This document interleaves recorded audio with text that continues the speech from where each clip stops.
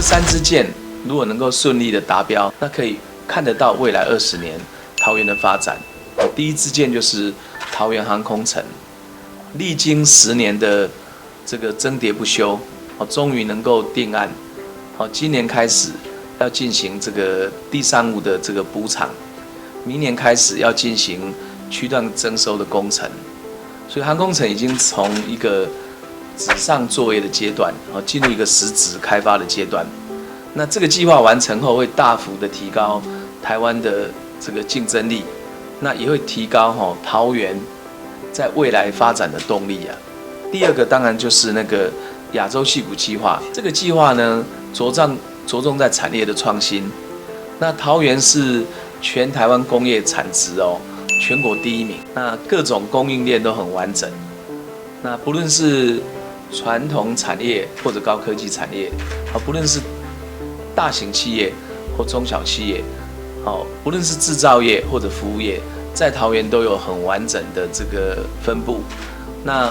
我是觉得亚细计划有个核心是希望结合硬体制造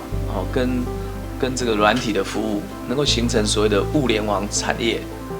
或者是所谓的 AIoT 啦，那就是包括人工智慧、大数据的导入，让我们的这个产业更加具有竞争力。那这个也可以结合我自己长期推动的这个智慧城市的方向，所以亚细计划未来在桃园应该会有更多的发展，也会有更多的产业来投资。我想伴随着台商回流，然后企业扩大投资，然后包括新的研发中心，新的这个 data center 的成立，那桃园在未来台湾的产业地图上，还是会变成是一个非常重要的这个火车头。那第3就是所谓的前瞻基础建设，那其中桃园占了很大的比例，尤其是交通建设。我们交通建设的重点当然是希望桃园交通可以转型。那我们特别是在轨道建设跟这个高快速道路系统的建设上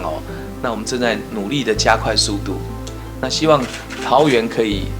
也成为一个大众捷运导向的城市，所以 TOD 导向，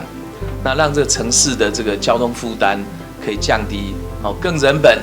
更绿能、更智慧的这个运输方式。那我们也希望北桃可以成为1个小时的生活圈，所以希望捷运系统从台北、新北到桃园能够结合成一个完整的路网。所以目前我们有提出叫3新6线，那3个新就是桃园、中壢跟航空城3个都市的这个核心。那6线就是包括了台铁的地下化、绿线的中壢段，还有龟山的中线，还有这个三莺线的八德段。这个加起来连同机场捷运，那可以构成桃园的捷运的骨干。将来到台北可以搭铁路，也可以走机场线，龟山的中线转新庄，三莺线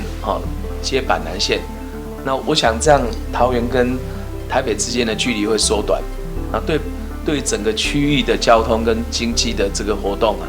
还有旅游的活动都有很大的影响。所以我觉得前瞻基础建设计划对桃园来讲也是20年的大计划。那这3支箭